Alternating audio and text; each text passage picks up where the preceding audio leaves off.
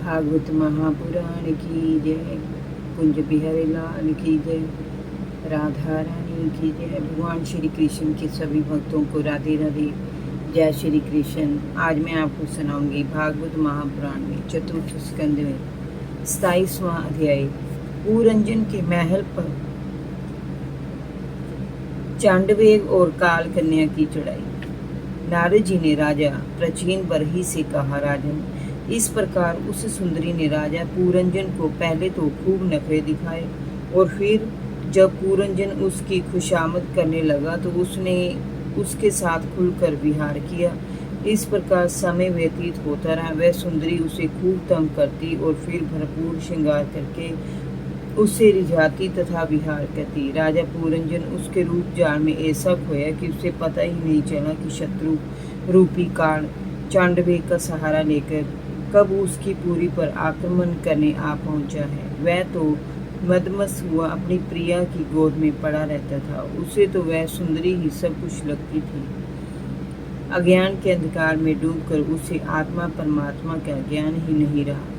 राजन, इस प्रकार उस कामातुचित से विहार करने वाले राजा की जवानी आधे क्षण के समान बीत गई। उस रमणी से राजा पूरंजन को 1100 पुत्र और 110 कन्याएं प्राप्त हुई। वह सभी पूरंजनी नाम से विख्यात हुई। उसने अपने पुत्रों और पुत्रियों का विवाह भी कर दिया। उसका वंश सारे पांचाल देश में फैल गया। ऐसा करते करते राजा पूरंजन की आधी से ज्यादा उम्र बीत गई। वह अपनी संतान के मोह में अकंठ डूब गया। सभी से दुख प्राप्त करने के बावजूद उसका अपने पुत्रों पोत्रों की ओर से मोह कम नहीं हुआ। इस प्रकार वह जीवन भर आत्मा का कल्याण करने वाले कर्मों से दूर ही रहा। अंत में वृद्धावस्था आने पर वह अपने परिवार में अत्यंत अप्रिय हो गया।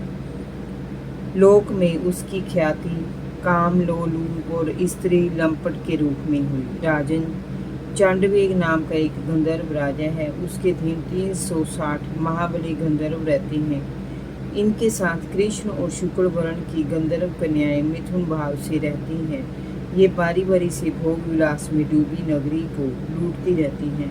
केवल पुरी की चौकसी करने वाला 5 मुखी सर्प ही 100 वर्ष तक उनके साथ युद्ध करने की क्षमता रखता है, परंतु अकेले वह भी कब तक उनसे युद्ध कर सकता है। राजन, इन्हीं दिनों काल की कन्या वर की खोज में भटकती रहती है। कोई उसे पसंद नहीं करता।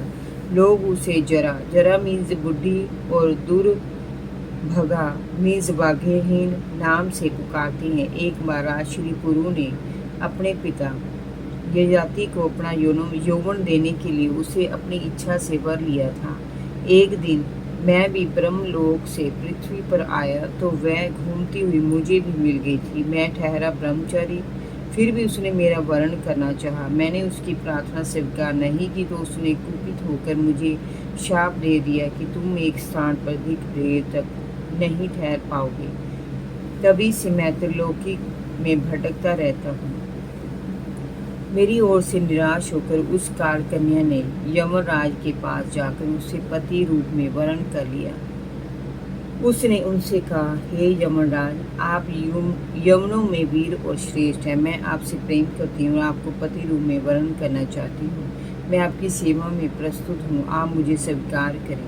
काल कन्या की बात सुनकर यमराज भय ने उससे इस प्रकार कहा, हे देवी, तुम सभी का अनिष्ट करने वाली हो, इसीलिए लोग तुम्हें स्वीकार नहीं करते। मैं तुझसे विवाह करूंगा। तुम कर्मों में लिप्त तो इस लोक को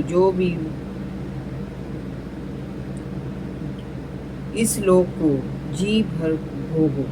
मेरी सेना के साथ तुम सारी प्रजा का विनाश करने में समर्थ होगी। कोई भी तुम्हारा सामना नहीं कर पाएगा। ऐसा कहकर भय ने काल कन्या से विवाह कर लिया और उसकी सेना ने जीवों के मध्य भारी तबाही मचानी प्रारंभ कर दी।